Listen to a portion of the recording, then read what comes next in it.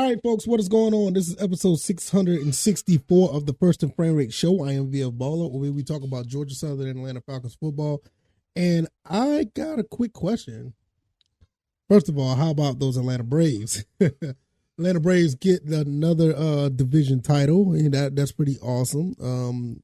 Is it division? Yeah, division title. Yeah, got that. That's pretty cool. 6 in a row, I think. Look like they may be the favorites to win the World Series. I mean, they hit so many home runs, it's unreal. But the real question for today, though, I mean, seriously, can the Georgia Southern Eagles and the Atlanta Falcons knock off Wisconsin, the state of Wisconsin, as the Falcons play the Green Bay Packers and the Georgia Southern Eagles play the Wisconsin Badgers? Now, I'm not going to get into too much of each game. I mean, I will do that for the weekend, so you guys can check that out, because I'm doing more content on the weekend on my YouTube and Rumble channel. So if you want to check those out, I am on YouTube and Rumble. But I'm just going to talk about what does this mean, not only just for the Georgia Southern and Atlanta, but and the Falcons, but for the state of Georgia. What does this mean? Because we are, outside of the Georgia Bulldogs, not too many teams or people look at any other football team. Yeah, you got a few people look at, Georgia Tech. Shout out to K Styles with the Atlanta Falcons Nation. He's a Georgia Tech fan. But nobody else really looks at the other teams. It's Georgia Bulldogs and everybody else. But how about if Georgia Southern and the Atlanta Falcons beat up on the two top teams in Wisconsin as far as football goes? Beat the Green Bay Packers, and if we can beat the Georgia Southern Eagles, can beat the Wisconsin Badgers. I think that'll be a really cool look for the weekend, and it continues to make a statement for both franchising and programs, and we'll talk about that just shortly. So if this is your first time here, welcome. Like I said earlier, I'm on YouTube and Rumble, also on Anchor, Spotify, Apple, and Google Podcasts. So if you want to check out the podcast at your own leisure, you can check out any of those avenues. Or if you're over here on YouTube and Rumble, hit that like button. Subscribe to the channel. We are growing. We're at 1450. I want to try to move up to 1500 and beyond. So if you guys don't mind, if this is your first time here, you want to get more information about these two teams, click that like button and subscribe to the channel. Hit the notification bell as well. That'd be awesome. So also, I am on Twitter or X at VF Baller, and the website is firstandframerates.com. Over there, you can subscribe to the podcast avenue as well. And if you want to help donate and uplift and support the show, you can donate over there as well. All right, let's just get into this. I done said enough. Georgia Southern going into Wisconsin, I think we're still like 16.5-point favorites. I mean, this is a very winnable game for Georgia Southern. This is not your typical FCS or, group of 5 team. I think this team is very talented.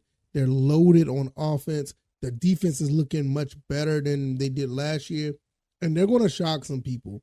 Outside of a few blunders last year, I mean, not last year, but last game, and I'm not necessarily going to call them blunders, just slight decision differences caused the team to have a closer battle with UAB than it was. I mean, we were on the verge of like blowing this team out. I think it was like 21-0 at one point or something like that, 21-7. And we gave them too many opportunities to keep the ball, and they end up scoring and getting closer. And at one point, I think they had the lead. I can't remember. I think they did. But nevertheless, we end up winning that game. The Falcons play the Carolina Panthers, and like I said earlier this week, they played a masterful game. They played a very good game by beating the Carolina Panthers, very well. To be honest, if you really want to be honest about it, it was a very good game. Few hiccups here and there, but I think if the team would have played more in the preseason, those things wouldn't have happened. Nevertheless, one game under their belt, they're going to host the Green Bay Packers at home, and I think it bodes well for the Falcons. I know Jordan Love is the quarterback. He's still fairly new, being the leader of this team. The defense for the Packers are actually pretty good. They're going to be down a running back. I don't think Aaron Jones may not play. Also, Christian Watson, he's been down with a hamstring as well. He may not play. But outside of that, I mean, these guys, they're fairly loaded. But I think our defense is actually pretty loaded too. And we got a few guys that didn't practice. Troy Anderson, concussion protocol. Calais Campbell, non-injury related. He was sat out of practice. Jonnu Smith as well. But one good thing, Cordell Patterson, he participated in full practice, and Jeff Okudah is limited in practice. So you may have everybody playing today. Playing on Sunday except for Troy Anderson, which is not a bad look because our linebackers have been looking really good. So this, second week transitioning from the first week, I expect the team to get slightly better. And if that's the case, that bodes very well for the Atlanta Falcons. And they can start off 2-0 for the first time since forever.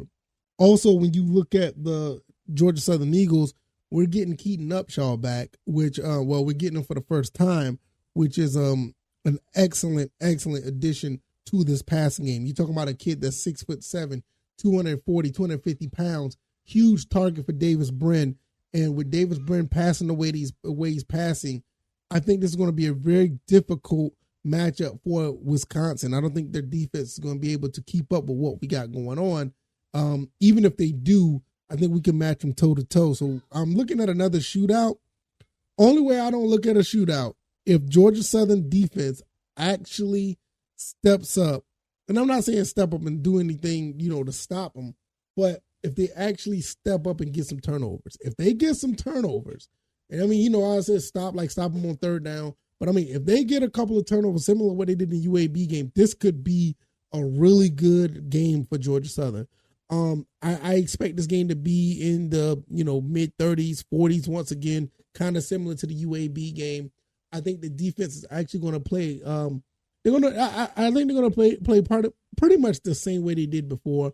Against the UAB game, bend don't break type of defense, but I think the offense is going to be able to do more than what Wisconsin's offense is going to be able to do. And then I think that's going to be the deciding factor. I see us probably winning this game by 6-12 or 6-14 points, somewhere around that instance. So I don't think there's any injuries outside of Caleb Cook. I know he's out for the season with a broken leg. I don't see any other injuries that may be an issue for Georgia Southern. I didn't see anything for Wisconsin either. So it's going to be a really good matchup. They play at 12 o'clock, 11 o'clock their time, 12 o'clock our time. And I will be watching that game, and it's going to be a really fun time to watch both of these games this weekend. It's going to be a really good time for football. So what does this mean if both teams do end up winning this game? To be honest with you, it gives the state of Georgia, the fans in the state of Georgia, or alumni of Georgia Southern, or people that's outside the state of Georgia that are Falcon fans, it gives them a reason to really look at this team outside of what the Georgia Bulldogs are doing. Everybody watches the Georgia Bulldogs because of the fact they already won 2 national titles. Even if you're not a fan, a lot of people still, the casuals still put their eye on this team. And, it just is what it is. There's not much you can say about that or do about that. But when you have multiple teams in one state doing good, you got the Falcons possibly going on a 2 to 3, 4 game win streak. You got the same thing with Georgia Southern Eagles possibly go. Look, if they beat, I'll tell you right now, if Georgia Southern beat Wisconsin, I don't see them. I'm looking at this right now. They go to Ball State, and then they're going to have a Coastal Carolina. You're probably looking at a 5-0 team. Because I don't look at Coastal Carolina as the Coastal Carolina of 2018, 2019, 2020. So, I don't see them that. I don't think they're that same team. Obviously they're a good team, but I don't think they're that good to the point where we should be worried. So if we get over this hump and beat UAB like we did, and we go ahead and beat Wisconsin, it's a possibility we could run the table. Because look, Texas State shows they have chinks in their armor. Appalachian State, you already know what you're dealing with them. I don't think their defense can hold up that well against our offense. It would probably be another shootout in Boone, North Carolina. James Madison is definitely a team that I'm going to be looking at. We have to go to James Madison to play them. So that's going to be a really tough outing. But the rest of the teams, we're probably looking at a team that may have one loss this season. You're looking at the Falcons. Like I said, I will stand by this. if the Falcons get a potent passing game, this team could win 14 games. If they played exactly like they did, not just the first half, I mean, not just like the second half, but if they play a complete game like they did this past Sunday and they get, maybe 100, 150 more yards passing out of Desmond Ridder, this team could go very far.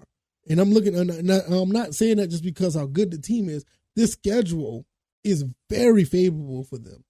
So this is an instance where both of these teams could be on the level of post-game aspirations, just like the Georgia Bulldogs. And I don't think Georgia Southern will be in the same stratosphere as Georgia Bulldogs as far as the college football playoff. But when you're looking at postseason, they could get a really respectable, a very prominent bowl game. Now you're starting to talk about, okay, Georgia Southern has something going here. Wait a minute. The Falcons are actually looking good in the NFL. So you're going to have a lot more eyes on the state of Georgia as far as football. I mean, I don't know what Kennesaw State is doing. I don't know what Georgia Tech is doing. And I know Georgia State now is 2-0. I'm not 100% sure about that team. But then again, that team is the team that normally beats us when we are I feel that I feel that they're the inferior team, but they always find ways to beat us. We need to find ways to start beating them again. So outside of that, JMU, I think Georgia Southern's probably going to be in really good shape. And the Falcons are already shown that they can be. They just need to continue to execute. And I would like to see more of a potent passing game. But we talked about that earlier this week, and hopefully we wouldn't have to talk about that further down the road, but you never know. So that's pretty much it for this episode. If you like this commentary, hit the like button, share this podcast, subscribe to the channel if you haven't already. Let me know what you guys think. Can the Georgia Southern Eagles and the Falcons shock the state of Wisconsin and beat both of their teams respectively? Let me know what you think. I can be found on YouTube and Rumble. Also on Anchor, Spotify, Apple, and Google Podcasts. I'm also on Twitter at VFBaller. And the website is firstandframerates.com. I really appreciate you guys. Thank you guys for the support. I cannot thank you guys enough. All right, y'all. Y'all take it easy and y'all be blessed. Peace.